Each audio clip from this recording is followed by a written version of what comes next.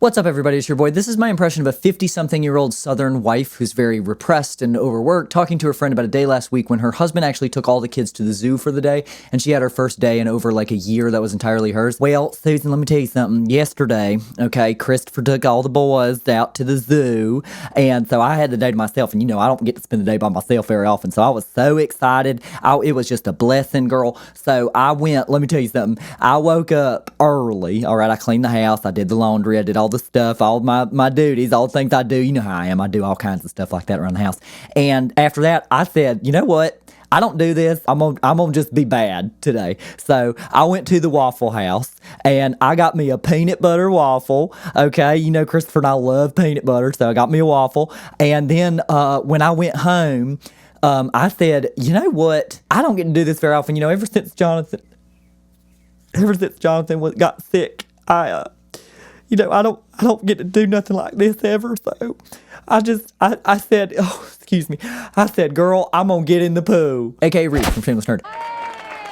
Today's video is about hobbies and how we mistreat them. If you end up liking this video, please consider giving it a like and subscribing to the channel. You can also support the channel directly and join these beautiful people on the screen right here by clicking the join button to become a member, whereupon you will get access to exclusive members-only videos, as well as receive every video a few days early. You can also join the most fun and wholesome Discord channel in the world in the Shameless Nerd Discord at the link in the description, and email me with any questions, comments, concerns, or thoughts on the Quadeca album Vanisher Horizon Scraper at readfromshamelessnerd@gmail.com. And one last thing, this video is sponsored by Flexispot, who sent me the freaking chair that I'm sitting in as we speak. Y'all, my life is getting insane. We'll talk about that in a minute. All right, let's get into it.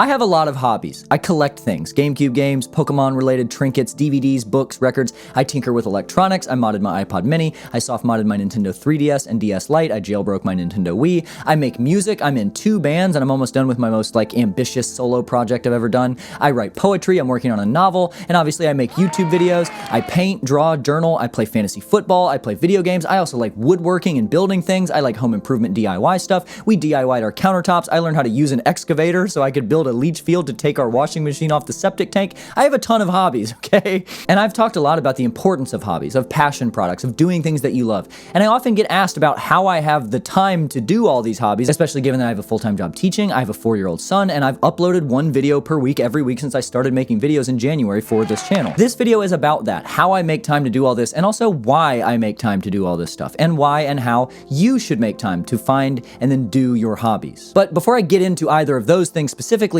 first, this video is going to be about this comment from my recent video about generative AI, among other things, but mainly generative AI. Absolutely pointless demagoguery.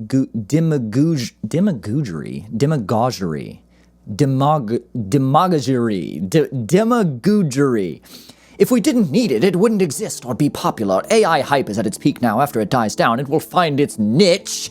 As everybody is so upset that I say niche, and I've talked about that before too, by the way. I'm an English teacher, okay? Look it up. You can pronounce it either way. It will find its niche use like everything else. This is literally the point of the video, but okay, go off, sis, whatever. AI would never be as good at art as human, but it will make creating art more accessible. This is literally just a word-for-word repetition of an argument I explicitly addressed in the video, literally verbatim, but go off, sis. But this part, I got this response in several different ways, maybe 20 comments or so in total that expressed this sentiment and made me super sad, because I think this is such a massive misunderstanding and a result of an internalization of capitalist exploitation that is kind of devastating, honestly, in my opinion. And no, not everyone can create art because it requires huge time investment and not everyone has the talent. And look, I get a ton of bad faith comments because I have an opinion on the internet and everyone knows you're not supposed to do that, especially if you're talking about love and empathy and self-actualization all the time, because that's gay, I think. I don't know. It's weird how sometimes I get called like a blue-haired liberal bisexual, which, I mean, thank you. But I also get called like a capitalist bootlicker depending on whatever this person commenting had for lunch or whatever. Anyway, I get a lot of negative comments and I usually just hide that person from the channel, delete the comment because I'm in charge and I can do whatever I want, so.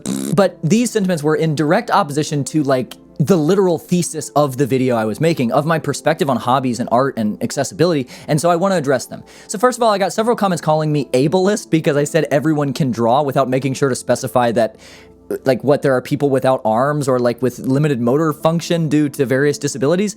What about this or this or this or this? Like, I'm so disinterested in what I think to be such a massively and deliberately bad faith interpretation of my point there, when it's so obvious the intention of what I was saying, and there are tons of examples of people who are differently abled who are amazing artists, or like I'll get to in a second, are really shitty artists who are doing it for fun. And art has been proven over and over again to be a valid and effective both physical and mental therapy strategy. Like, that's the corniest thing I've ever read, I think. Not everyone can be an artist because actually there are approximately 140,000 quadriplegics living in the United States. Well, newsflash, buddy, you can paint with your eyeballs. Welcome to the future, you dork. I also got comments like the one I'm using as the example here. Not everyone has the time to make beautiful art and spend thousands of hours becoming a master painter. Some people have to work, read. Some people have jobs. Crocheting doesn't pay the bills, okay? And my response to this is as follows. Yeah, no shit. I suck ass at painting and making music and short films and drawing and writing poetry. That's why I have a job. I don't have the time to become a master oil painter. That's why I'm not a master oil painter. That's the cool thing about art. It's fun when you're not a master. It's more fun when it's not paying the bills. I've started making a little bit of money from YouTube, and it's great because I'm a public school teacher and a single parent, but now it's hard to not feel a ton of pressure when I write these videos or come up with topics for them, for example. It's super fulfilling to have an audience, but it also was a ton of fun when I was 13 to make a video of me and my friends rolling down a hill in a bucket placed on top of a skateboard. I'm not doing that now. You have a freedom in your lack of expertise that actually disappears the better you get at something. And while I'm busy sucking at things, I do so while I'm sitting in my unbelievable, life-changing Flexispot Ergo X office chair. All right, 90 seconds on the clock. It is time for the second ever Shameless Nerd ad read.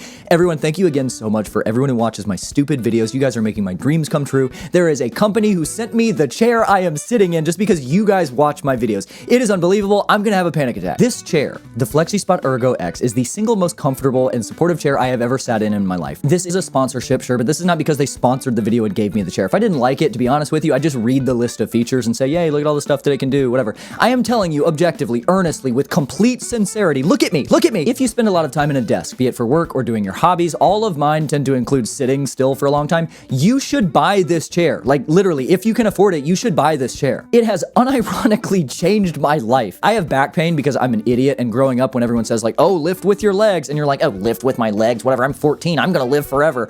I messed up my lower back, and the lumbar support in this chair is genuinely like a paradigm shifting experience. I will never go back. And that's just one aspect of this thing. Okay, like first of all, look at it. Look how sleek and sexy this thing looks. I got the cream colored one. Check me out. And then look at this. Boom. Adjustable headrest. Get it where you want it. Get comfy. Boom. Depth of seat adjustment, height adjustment, arm adjustment. And look at this. Leg rests. If you have bisexual posture like I do and you can't sit like a normal person in a chair, look at this. Look at the options here to be an idiot. I can be an idiot in new, exciting ways previously unimaginable. This thing is so comfortable and so nice to sit in. I'm dead serious. I feel like the slap chop guy right now. I feel so corny right now, but I'm being honest. Like, if you can afford it, buy this chair. Ones like it are $200, $700, $800 more. Like, doesn't this look familiar, right? Why is it $1,300? If you're interested, you can buy one at the link in the description and I get a little commission off that. So if it works out that way, that would be great. Great way for you to support the channel. Thank you guys so much for watching. Thank you Flexispot for sponsoring this video, and thank you not only God, but also Chapel Rowan. Okay, on the topic of hobbies being better the less experience that you have, I'll give you another example. This may be shocking to some of you, but I am white. I am also 29 years old, so naturally, I and all of my friends have hit that period of every white in their late 20s where you become interested in golf. Okay, this is just a part of growing up as a white guy. And the first few times that I went to play golf, I had some of the most fun I have ever had in my life. We were just out there drinking some beers, driving golf carts around, swinging the old 7-iron or whatever. I don't know what it's called, right? And it was just a blast. In fact, it was so much fun that I started playing golf quite a bit. And now I no longer have any fun playing golf because now I'm kind of decent at golf. And when I go to play, I have expectations as to how things will go. I expect linear improvement, which if you know anything about golf, you will know is never going to happen. And I get out there and I get frustrated. I find myself taking myself seriously, which is just poisonous behavior. And I literally have like kind of stopped playing golf because I've gotten better and now I have expectations and I don't have the time or interest in meeting those expectations, frankly. I wish I could go back and like have no idea what I'm doing again. It was way more fun. And art is even more that way. Saying you can't do art because you don't have time to become an artist is a total fallacy, and it's bad advice. You can do art because you're not an artist. To imply, or like some of the comments I got explicitly state that you don't have the time to do art, is operating under a really sad and counterproductive ethos wherein art is a commodity. And that goes back to the issue that I have with AI. Art isn't a product. I don't make content. That word grosses me out. That's the most nondescript and derivative way to describe art that I can imagine. It is so flattening. It's so simplistic. I don't make content. I make videos. I make poetry. I make music. I make stuff. And the coolest thing about art is that the end product, the art, doesn't even matter in the first place. It literally is absolutely irrelevant what the thing is that you make. What matters is making it. This is the generative AI problem. Flow state, the creative process, being lost in time while you're making something, that's the value of art. To flatten art into a product, to place the value in the end result is a misplacement. The value is in the process. So you do have the ability to do it because A, you're lucky that you're not good at it yet. That's what makes it fun. And B, it doesn't matter anyway. The process is what matters. And the final point to make here gets at the center of the problem with this view and the problem with criticizing my point, everyone can do art. AI doesn't democratize art because it's already the most democratized thing that there is, with, nuh-uh, I could never dedicate enough time to make money off my art, you've been capitalism pilled. The problem here is that you have been capitalism pilled. Complaining about capitalism destroying hobbies because you don't have enough time to turn them into a job is a self-defeating line of reasoning. Your hobbies shouldn't be your job. And if they are, lucky you, guess what? You need to find more hobbies because you have a job. You don't have a hobby. Ask literally any person who was able to turn their job into a steady line of income. They're pretty miserable about it. It becomes stressful. It sucks the fun and creativity out of it. You're suddenly saddled with deadlines and client demands and obligations for something that used to be fun and self-rewarding. A 2019 study of independent musicians found that 79% have symptoms of depression. Why are there millionaire actors, authors, painters who, in their own lives, Anthony Bourdain in cooking, Larry Sanders in basketball, if you don't know that story, it's a beautiful story, look it up, Michael Phelps in swimming, why are all of these people who reach the absolute pinnacle of success in what for most people are hobbies, basketball, swimming, cooking, writing, singing, why do they cite the work itself and the weight of the pursuit as a primary factor in their disillusion with it? I'm not at all saying that becoming successful in your passion like causes depression, that's ridiculous, but I am saying that jobs suck. And your passions, your hobbies should be an escape from your job. When they become your job, they become a job. My dad is genuinely the greatest guitar player I've ever seen. I'm a huge music nerd. This is not like me saying, oh, my dad is so cool, I can beat up your dad. Like, he is the most technically impressive guitarist I've ever seen, like Jimmy Page, Brian May, Lindsey Buckingham level guitar playing. And at 63 years old, he loves playing guitar more than he ever has because he quit playing music for a living in his 30s. And now he sells tomatoes for a living. All of his friends who still play music at 63 years old for a living hate doing it. Hobbies aren't supposed to be your job. It's good that they're not your job. If you think you shouldn't pursue a hobby because you don't have the time to turn it into a job, you're going about it wrong. We can't let this overtly oppressive and backwards system deprive us of meaning in our lives. I've talked about it in multiple videos, which you should totally watch, but there are tons of studies out there about how vital passion products and hobbies are to one's sense of happiness and fulfillment in one's life. Hobbies are a leisure activity, technically, but to me, they're more like medicine. You don't have the option to not take your medicine. And if we're gonna take our medicine, we have to make it a priority. We have to make time for our medicine. And that's the second half of this video. So, first of all, this is my sort of counterintuitive belief about work, okay? Work sucks. I know, she left me roses by the stairs. Work sucks. It's going to suck. Your job, long-term, your career, given the system that we're forced to live in, and just realistically speaking, even though I don't agree with the way the system is set up, this is currently the system in which we exist, your career should be the career most tolerable to you, that makes you the most money before it reaches a point of intolerability and provides you the most time off to pursue your passions. This is like 80% of the reason why I became a teacher. I'm not an idiot. Of course I knew that teachers don't make a ton of money, but I like the job for the most part. And I get every weekend and every holiday off, some holidays that don't even really make any sense or exist. Like I have 3 days off for fall break, and I have 2 weeks off at Christmas, 2 months off every summer. I make enough money to make things work while not having to work overtime and do a job I hate, even though I could certainly make more money doing something else. And I have enough time off to do the things that I love, even though I could theoretically have more time off if I was willing or able to like reconfigure my life in order to feasibly make less money. Okay, this is the matrix upon which you should make career decisions. I've spent a lot of time working on this because I'm an idiot and I'm not good at math. And I think this is actually really cool and useful, so check this out. All right, so look at this. This is the happiness job matrix, okay? So at the top here, this is how happy you are at your job compared to how much, like, if you hated your job, if you were miserable every day when you went to work. This is the lowest average income in the United States. This would be like a fast food employee. The average, low-end average is $22,000 a year, which is ridiculous and unfair, and they should be paid more. This is the highest average salary. Like, this is like heart surgeons, I think, at $350K. And then you get your score here, which I'll talk about in a second, and you add that to your score on this, like, spectrum, which is never having to go to work, which means, like, you know, like, I don't know, you get residual pay off of, like, a bottling gig from 1980, and you never have to work ever again. And this is, like, you have to work every single minute of every single day. And then this will give you a score out of 30. You want your score to be as low as possible. Like, the happiest you could possibly be in life, in my opinion, would be a 3 out of 30, okay? So let me illustrate. So this is my job. I am a public middle school teacher. I'm not going to give you an exact number. I make just below the average, like, median salary. So I'm going to give myself right here a 6 on the money scale, all right? I am pretty happy with my job. I like it a lot. I look forward to going to work. I feel very lucky to do what I do. So I'm going to give myself a 2. I'm not, like, you know, on fire every single morning, wake up like, oh boy, I can't wait to go to work. But I'm, like, pretty close to it. I like my job. I like it a lot. There are a few aspects of it that I get frustrated with, like I've talked about on this channel. As in terms of never having to work compared to having to work every day, I think I'm pretty lucky. I think I'm pretty exceptional in that being a teacher means, like, I have a bunch of days off. I'm off a lot, so I give myself a 3. So I add these together, and that is, if my math is correct, 6 plus 2 plus 3 is 11. So I'm looking, like, through the camera lens to see here. I could barely see, like, what I'm looking at. So 11 out of 30. I think this is pretty good. This is, like, a pretty high score. I'm not perfectly happy. I wish I made more money, right? If I'm 64% perfectly happy with my, like, job and hobby time and everything, I think that's pretty solid, right? I think if you're somebody who's watching this who is, like, just starting out or, like, going in college or something, or, like, trying to figure out what you want to do, like, for a living, I genuinely think this is a little bit silly. I understand it's a little bit silly, but I do think this is, like, a good framework for, like, trying to decide a little bit about, like, what you want to do with your time, what you want to do as your career. You can kind of just chart approximately where you think you would be on this and be like, how can I get that score lower, that overall score lower? Because you can make concessions. See what I'm saying? All right, back to the video.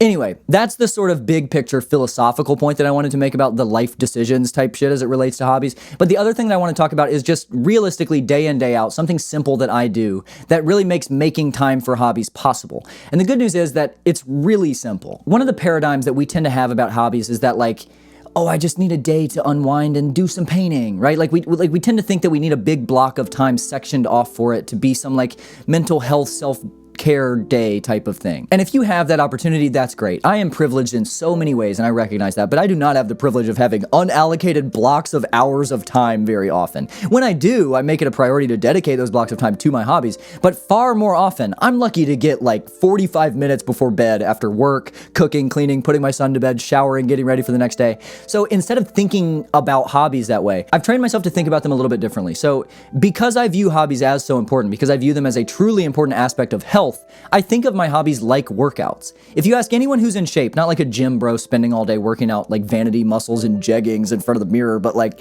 a regular person who's in shape about their thoughts about exercise, they all say the same thing. Yeah, man, you just gotta get your heart rate up a few times per week, 45 minutes here, 30 minutes there. And that's how I think about my hobbies. I understand that many people are busy and feel like they don't have time for hobbies. But I also have to be honest with myself and ask that you guys be honest with yourselves as well. Look at the screen time on your phone, or ask yourself truly, sincerely, how much free time do you have? I'd wager it's a lot more than you think that you do, but because of the patterns of our lives, because of societal pressures, because of this, that, and the other, we tend to spend that time doom scrolling or watching TV or playing video games or whatever. And two of those three things I also like to do and I think are defensible, but imagine if you took whatever your screen time number is and gave it back to yourself. On average, for adults in America, it's 4.5 hours a day.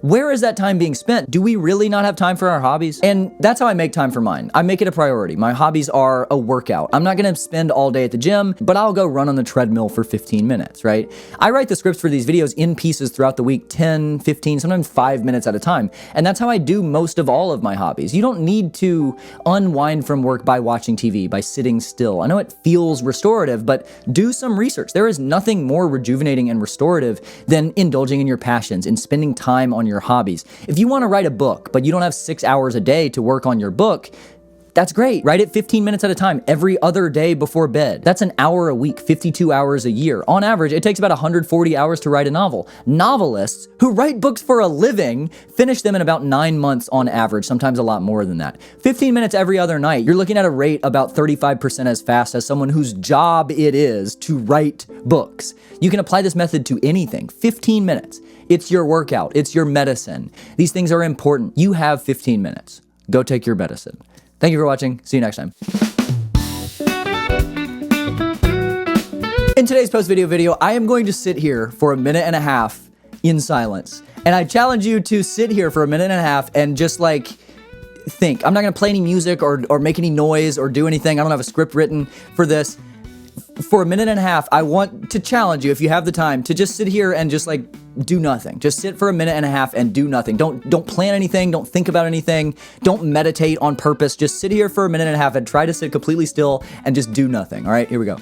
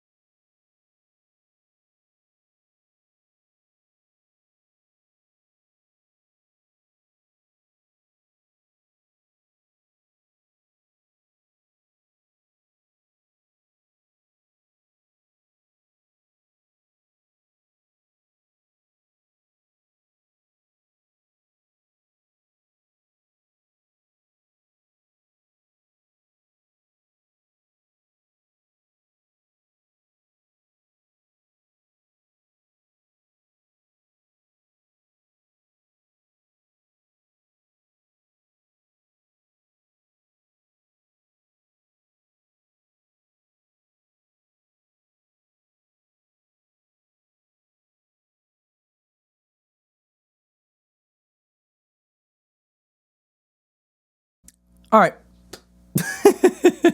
See y'all next time. Bye.